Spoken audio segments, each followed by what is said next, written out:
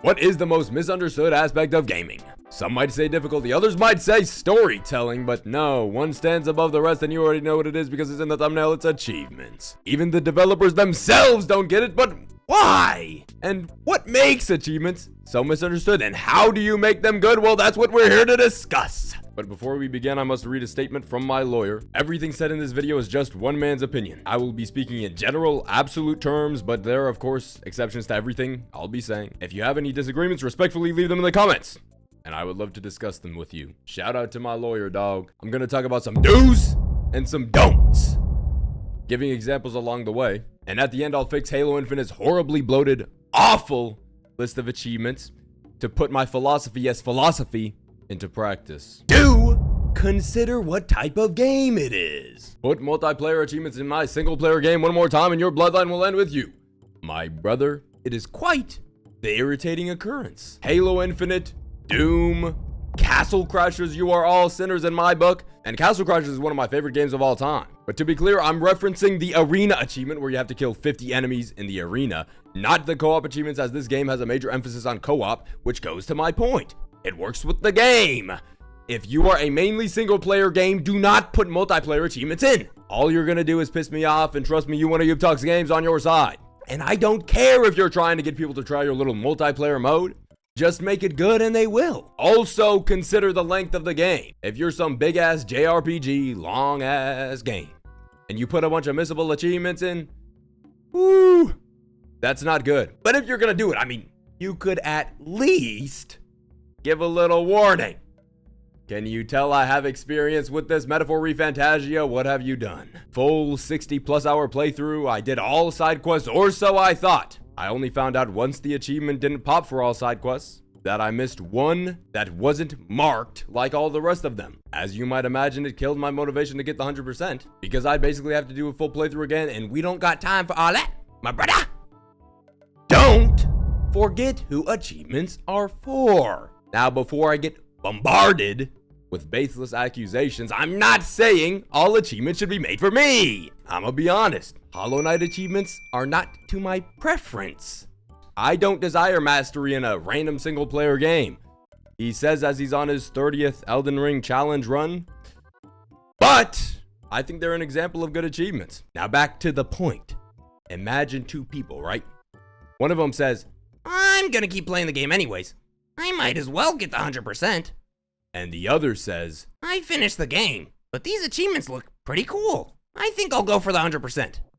Do you see the difference? Achievements should be a reason someone keeps playing, not something they do because they might as well. The difference in the achievements themselves is usually reflected in how out of your way you have to go to get said achievements. Normally that's through making them difficult. Now, in terms of how difficult they should be, I'd say on a scale from casual to hardcore, the range of about 75 to 85% is the sweet spot, but anywhere in the entire upper 50% is better than the entire bottom 50%.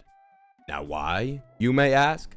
Well, I thought it was pretty obvious. I thought you'd figure it out on your own, but it's okay. I'll explain it to your dumb ass. It's because if the achievements are too easy, there's no sense of achievement when you get the 100%. I think a good general rule would be to aim for a completion rate of about 1 to 5%. I believe that is the best range. Do subscribe to Ayub Talks Games. And do extend the game time. Game time. It's game time. Give me a reason to keep playing. I don't play video games for fun. I jest. But only partially. Because, in truth, I find it hard to play video games just for fun. Now, I feel this is something that you either get or you don't. Because when I explain this to my friends, they say I'm mentally deficient. But allow me to elaborate. To enjoy the journey, I need it to be leading somewhere. Usually that's the main campaign, and I'll do side content along the way if it's good, of course. But once those credits roll, it becomes much harder for me to dive back in. Even when I love the game like Dragon's Dogma 2. But that DLC is coming out soon, so shout out you. Achievements give me a goal, something to strive towards. And this is the #1 reason why I care so much about them. It allows me to enjoy games I love for even longer. When I see Aerith Gainsborough, my penis gets longer. Don't do this by making me grind. Grindy achievements are an instant turn off. The only reason why I got the 100% for Terraria is because I cheesed the achievement. I'll come out and say it right now, and I'm not ashamed. I did an 80-hour run to get all achievements, and you want me to do another 80 hours of fishing quests? I'm good. It's the only achievement I've ever cheesed, and I feel zero remorse. But you don't always get that option, and sometimes the grind comes from the sheer number of achievements rather than one singular achievement, like they do in the Master Chief Collection. Now, I understand this is a collection of games, but I believe it's a good example because this could have been a truly special 100% if they didn't stuff it full of 500 bullshit achievements, including multiplayer. I believe it was a real missed opportunity, but the main example I'm going to use here is Dark Souls 1. I love Dark Souls, and the first one is most likely my favorite, but the reason I picked this one is for two reasons. Number one, I think a lot of the achievements are grindy, specifically the weapon upgrades, and frankly, I believe the 100% is overall bad. And number two, I have a friend that's not only 100% of the game, but done it multiple times. And I'm not someone who likes my opinions to go unchallenged, no. So I asked him, why do you like this game's 100%? So here is friend of the channel, Alex, on why he believes the Dark Souls 1 achievements are good, performed in his voice. It may be grindy or difficult, but it's an actual 100% completion of the game and everything in it. The full quote is much longer, but we don't got time for all that. My biggest problem is, again, I don't believe that having to upgrade every single weapon to the max is really a completion of the game, but to each their own. And yes, that's his actual voice. Do guide me to missed content. Oh, Control, your sequel I will adore. It's close enough to a rhyme. The reason I love Control so much is because of the side content, and I would have missed that side content if it weren't for the achievements. I usually do a lot of side content in games, but sometimes it's hard to differentiate between the meh side content and the really good stuff. Achievements are a great way to guide people to your most worthwhile, special side content. The stuff you'd be scared that they might miss. Two of my most memorable moments from Dragon's Dogma 2 were 1. Riding the Griffin, and 2. Petrifying Medusa, both of which I would have missed if it weren't for the achievements.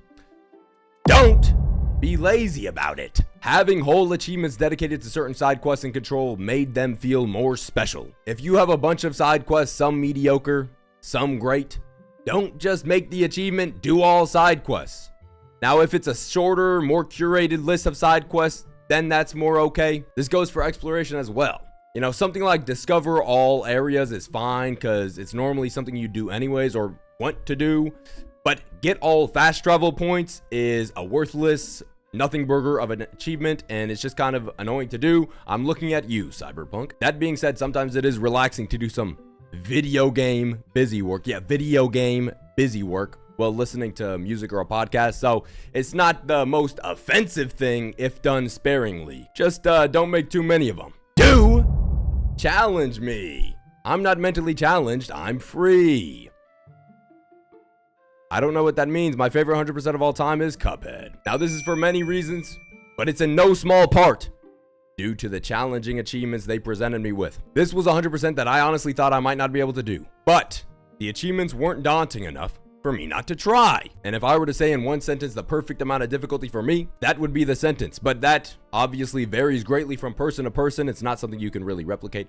I'm just saying I love it when I get those kinds of challenges. Because when I doubt myself and then I end up proving that I actually can do it, the feeling I get is fantabulous. The challenges don't have to be too difficult though. Sometimes they can just be a unique way to play the game or something unique to do in the game. Now, Cuphead does this as well with its don't kill a single enemy in the side-scrolling levels. But my favorite example would be in Astroneer. There's an achievement where you have to drive a rover mid-air for at least 10 seconds, and that created a very memorable moment for a friend of the channel, Andrew, and myself, which is what I think they should aim for with these achievements, creating memorable moments. Don't make it overly difficult, and don't make too many challenges. That can be very annoying. I'm looking at you, Batman. Holy shit, that's bad. Also, if someone wants more of a challenge in an already challenging 100%, usually they're motivated by the challenge itself rather than the 100%. That sounded like some philosophical ass quote. Philosophical ass quote. Put that shit on a t-shirt. So don't make them super fucking hard for those people and alienate the people that are actually doing it for the 100%. You know what I'm saying? But for the people who want more challenge, I believe more in-game achievement systems should be implemented. I think it allows you to go further with the challenges without actually affecting the real achievement list, and you could give them in-game rewards to reward them. The only time I've seen something like this implemented is with Monster Hunter Stories 3, and I would like to see it much more. That being said, if you're gonna make them hard, hey, go all the way, my brother. Like Super Meat Boy, that game is so challenging, or that 100% I should say, that it's got a reputation outside of the game. I don't even know if that's true, it just sounds good. Basically, don't half-ass it. Now to fix what 343 couldn't. Halo Infinite's achievements first. We're getting rid of all multiplayer and co-op achievements. You're gone. Next, let me read off a list. We're getting rid of the following. All of the do this 50 times achievements. Change any training mode option. Kill 40 enemies with the stalker rifle at the command spire. Get at least 1 kill with every available weapon and grenade on the bandit ship. Grab a power weapon from the tutorial armory. And as for coming up with new achievements to put on the list, that takes too much effort, so we'll end it there.